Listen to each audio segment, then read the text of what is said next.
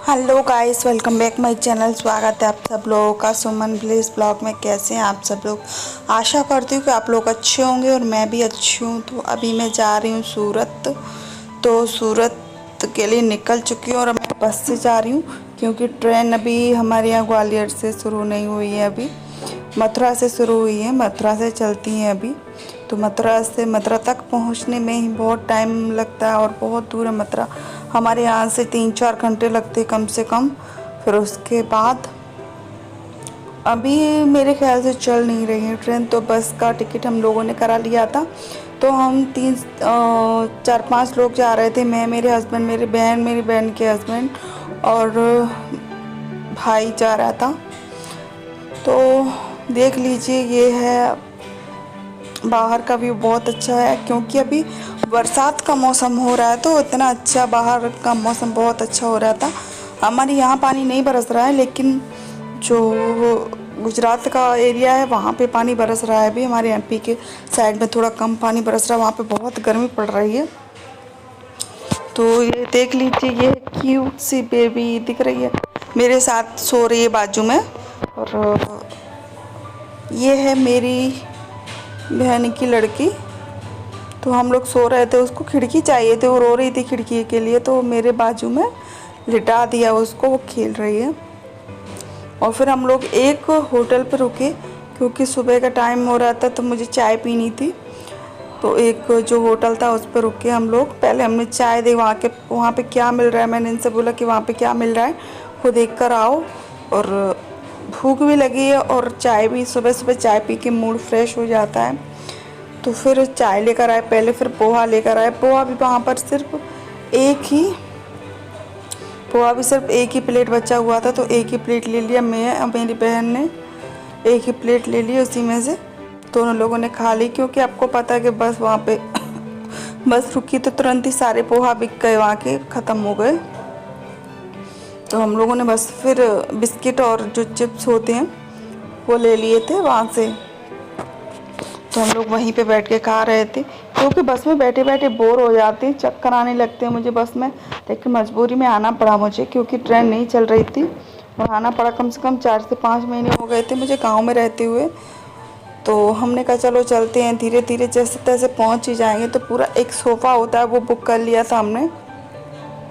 तो बस फिर हम चलो, अभी तो मैं सूरत पहुँच गई हूँ फ़िलहाल।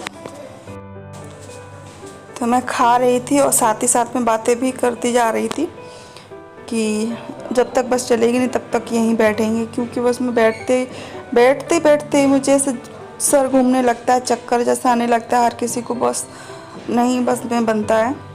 तो फिर हम खा पी के फिर आ गए हैं बस में। तो वहाँ से जो बिस्किट और चिप्स लेकर आए थे वो खा रहे थे मेरे हस्बैंड बैठे हुए। गर्मी बहुत पड़ रही थी हमारी साइड में। ये मेरा भाई, मेरे मामा का लड़का, तो चिप्स खा रहे थे वहाँ पे क्योंकि इन लोगों को पोहा मिल ही नहीं पाया था वहाँ पे। मैं और मेरी बहन ने खा लिए थे। तो देख लीजिए, ये है क्यूट सी बेबी। और बस हम लोग ऐसे टाइम पास करते चल रहे थे। और मैंने सबसे ज़्यादा, मैं बैठ नहीं रही थी, बस मैं लेट खा पी के थोड़ा खाती और फिर लेट जाती थी, आंखें बंद करके लेट जाती थी जिससे कि चक्कर नहीं आते थे मुझे। और देख लीजिए, बाहर बहुत ही अच्छा मौसम हो रखा है क्योंकि वहाँ पे बरसात हो रही थी। तो हमने कहा चलो आप लोगों को भी दिखा देते हैं। अगर पसंद आए तो वीडियो को लाइक शेयर कमेंट ज़रूर करना। चैनल को सब्सक्राइब कर लेना बेल आइकन के साथ, जिससे कि तो आप लोग एंजॉय कीजिए। मिलती हूँ मैं आप लोगों से थोड़ी देर में।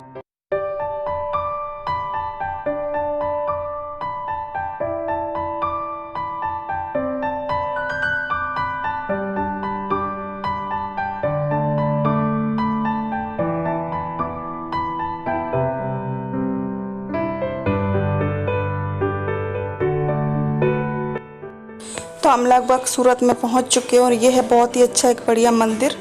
तो मैंने सोचा आप लोगों को दिखा दूँ। घर में आकर इतना, मैं क्या बताऊं, एक छोटी सी गलती कितनी भारी पड़ जाती है। तो मैंने अब यहाँ पे आके समझा अच्छे से। पता है क्या हुआ?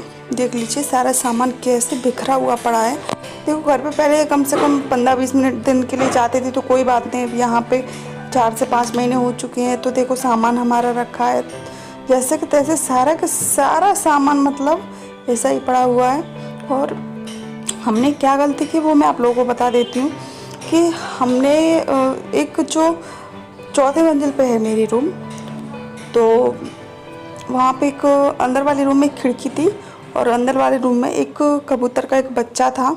तो हमने सोचा क्यों ना खोल के रख देती हूँ, खिड़की थोड़ी सी खोल दूँ जिससे कबूतर की माँ अंदर आ सके और जा सके, ये बच्चा मर ना जाए। तो हमने बस इतना सोच के खिड़की थोड़ी सी खोल के रख दी थी। और हुआ क्या, जब मैं आई तो वहाँ से कम 8 से 10 कबूतर मिले मुझे मेरे घर में, और सारे घर में कबूतरों ने लैट्रिन करके रख दी। ऐसा लग रहा था कि सारे घर में कबूतर खाना होता है, जैसे कबूतरों के घर में कैसा होता है बस वैसा। और ऐसा लग रहा है जैसे गोबर भी कम पड़े, इतना ज़्यादा उनने लैट्रिन करके रख दी थी। तो मैं दुखी हो गई। काम करते करते, साफ़ सफाई करते करते 2 दिन हो चुके हैं, फिर भी साफ़ सफाई पूरा होने का नाम ही नहीं ले रही है।